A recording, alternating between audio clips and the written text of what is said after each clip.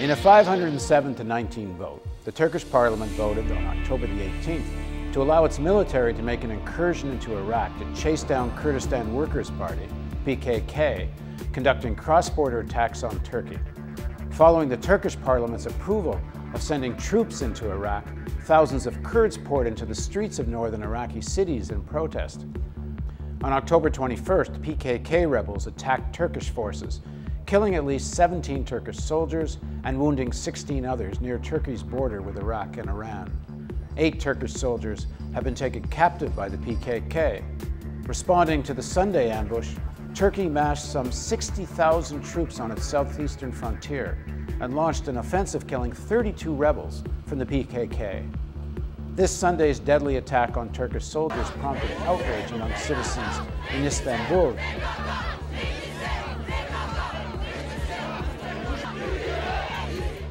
The consequences of a major Turkish incursion into Iraqi territory could transform the Iraqi conflict into an even more dangerous and destabilizing force in the entire region. And what will this conflict mean to the strategic alliance between NATO member Turkey and the United States?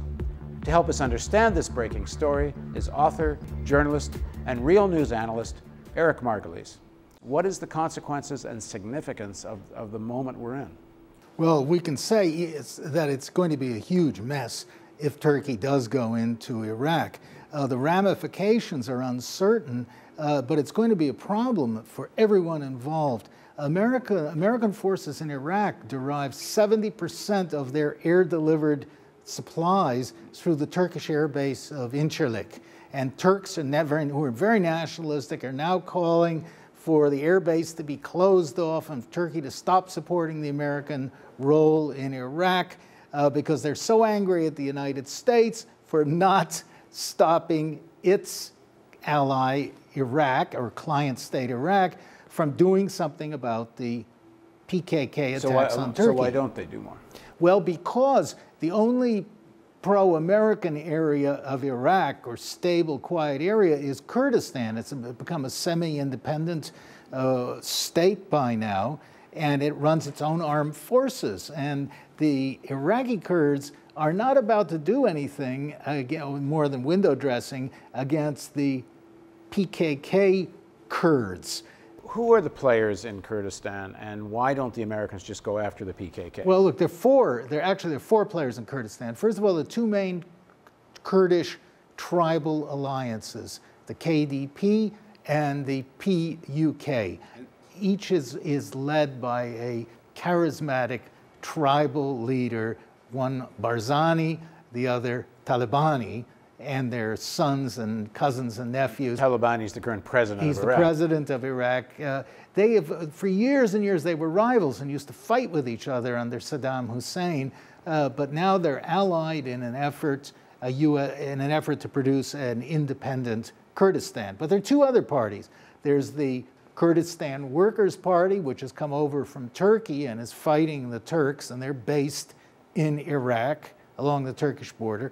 And there's another Kurdish party, which is the Kurdish Party for the Liberation of Kurds in Iran, and they are launching attacks from inside Iraq against Iran and fighting Iranian troops along the border. But the PKK, which is the organization accused of sending its soldiers into Turkey and is launching the most aggressive attacks on Turkish soil, why don't the Americans go after the PKK? Because there's no love lost between the PKK and the organizations working with the U.S., including Taliban. That's right. In fact, Washington has put the PKK on their terrorist list. It's been there for a long time. The problem for the Americans is they're afraid if they go after the PKK, as Turkey is demanding and has been demanding, that they will then cause an uproar with their only allies in Iraq, the Kurds, the Talibanis, and the PUK and the KDP,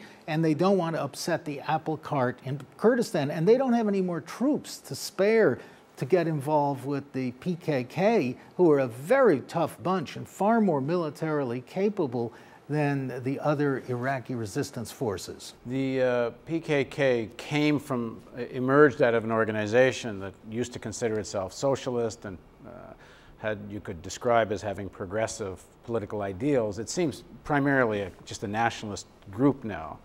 But the PKK has done its own calculation of these, of the political forces. They almost seem to be wanting to draw Turkey into an incursion.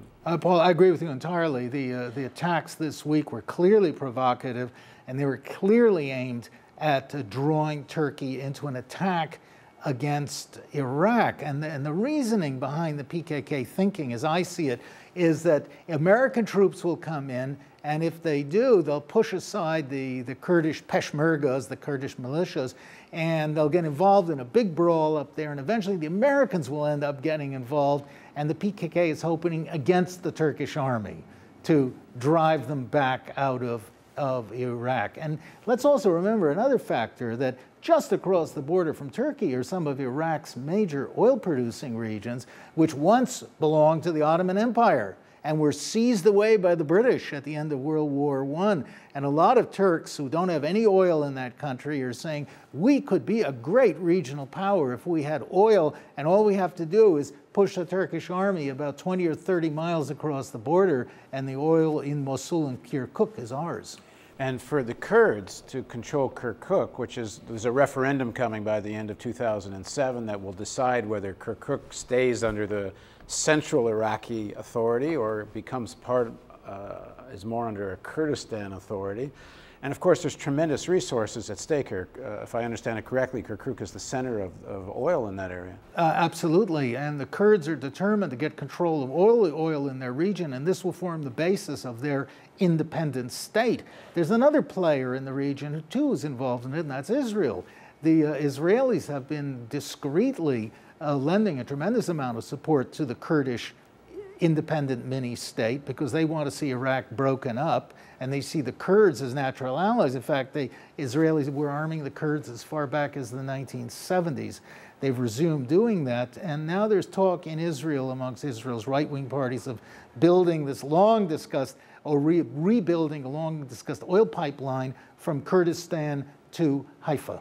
And then add to that Syria's statement last week that they support Turkey if they invade Iraq. I guess Syria has their own Kurdish question. They do indeed. And then there's the issue of Iran, because the United States classifies the PKK as terrorists, but the Kurds who are in Iraq attacking Iran are not classified as terrorists by Washington. Apparently, when you attack Iran, and as there are Pakistani and Kurdish groups doing it, this is good. But when you attack an American ally, this is terrorism.